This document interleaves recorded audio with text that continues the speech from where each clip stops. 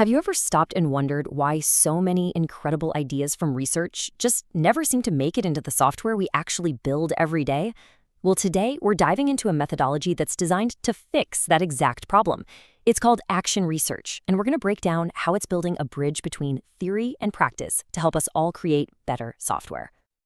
So let's start with a question that honestly frustrates just about everyone in tech, from academics to engineers. Why do these brilliant, game-changing research ideas so often get stuck in the lab? There's this huge gap between the world of academic theory and the world of industry practice. And this disconnect has a name. It's called the research practice gap. You've got researchers developing these amazing new methods, but then the folks in the trenches, the practitioners, they find them really hard to actually adopt.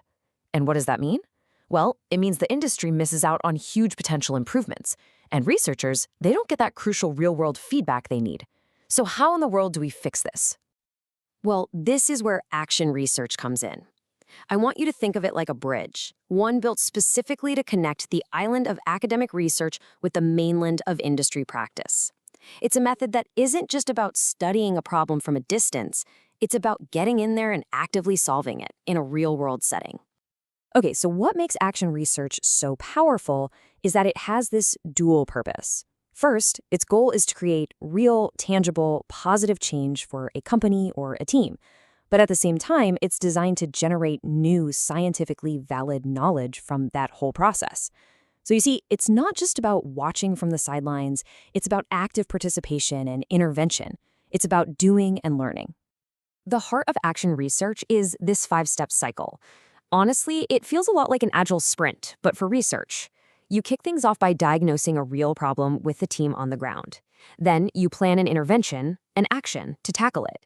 You actually go do it, you take that action, you evaluate what happened, and then most importantly, you specify what you learned. And this cycle can just repeat, driving continuous improvement.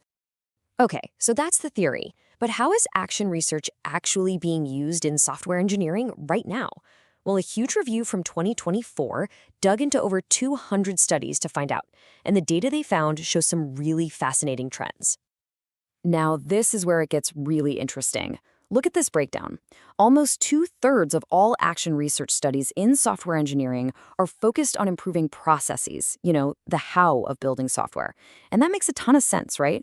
Process is where teams often feel the most pain, and it's a really tangible thing you can measure and change, unlike something a bit more abstract, like, say, company culture. And this chart here, it shows how many of those research sprints, or cycles, usually get reported.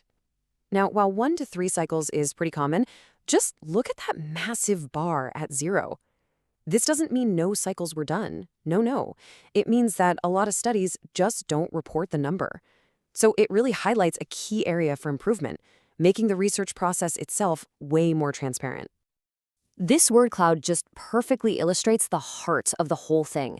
Just look at the biggest words from the study titles: software, development, agile, design, process.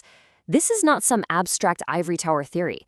Action Research is all about tackling the concrete, everyday challenges that software teams are actually facing. The story of Action Research in software engineering is really one of evolution. Over the last 15 years or so, it's gone from this kind of niche approach to a much more established and refined practice. And the data really shows a clear journey of that growth. Just get a load of this. A survey way back in 2009 found only 16 Action Research papers and was basically calling for people to be more rigorous. Now, fast forward to the 2024 review, which found over 215 papers. The sheer volume has just exploded. And, even more important, the field has developed its own specific guidelines instead of just borrowing from other disciplines. And this chart right here, this shows that maturity in action. You can see a really clear shift. Earlier studies, they often just borrowed general methods from totally different fields. But now, the most cited sources are frameworks that were built specifically for software engineering. The field isn't just borrowing tools anymore, it's forging its own. So after looking at all this research, what have we learned? What actually makes a high-quality, impactful Action Research study? Well, that 2024 review boiled it all down to 4 key best practices for reporting your work. Okay, so what are the secrets to success?